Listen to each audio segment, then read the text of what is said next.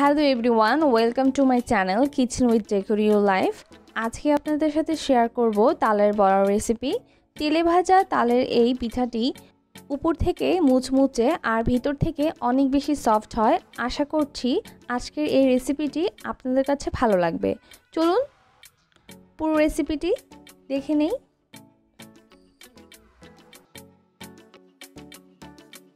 তালের বড়ার মেইন উপকরণ হচ্ছে তালের রস। প্রথমে একটি মিক্সিং বোলে 1.5 কাপ তালের রস নিয়ে নিচ্ছি।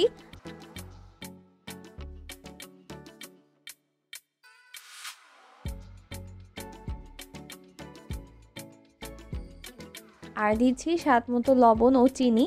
এখানে প্রায় 1.25 কাপ চিনি নিয়েছি।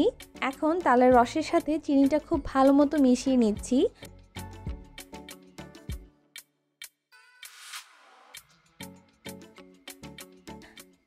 চিনিটা যখন খুব ভালো মতো তালের রসের সাথে মিক্স হয়ে যাবে, ঠিক তখনই দিয়ে দিচ্ছি 1 কাপ করে চালের গুঁড়া ও আটা।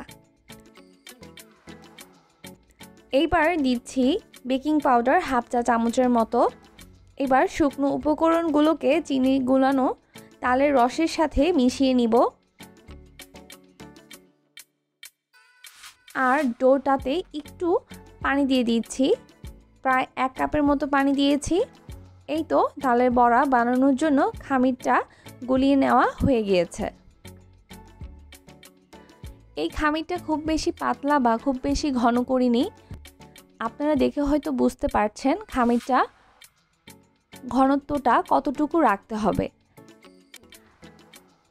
স্বাদটা বাড়ানোর জন্য দিয়ে দিচ্ছি 2 টেবিল চামচের মতো নারকেল কুড়ানো।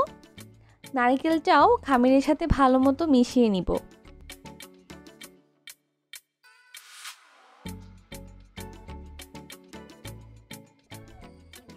এই তো মিশিয়ে নেওয়া হয়ে গিয়েছে। এবার চলে যাচ্ছি ভাজতে। একটি প্যানে পর্যাপ্ত পরিমাণ ভাজার জন্য তেল দিয়ে দিব।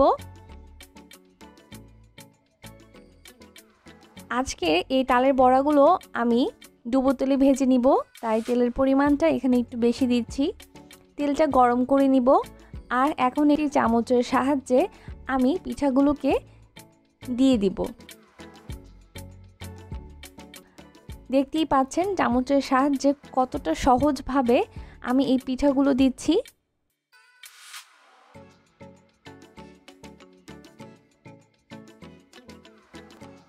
সবগুলো পিঠা দিয়ে দিয়েছি।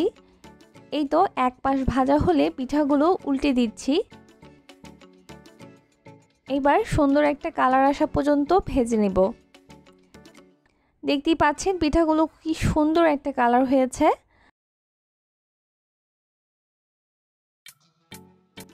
সবগুলো পিঠা আমি ঠিক এইভাবে ভেজে নিব।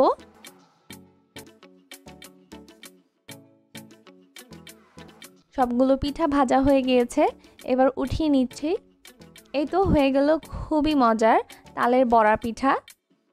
আশা করছি আজকের রেসিপিটি আপনাদের কাছে ভালো লেগেছে।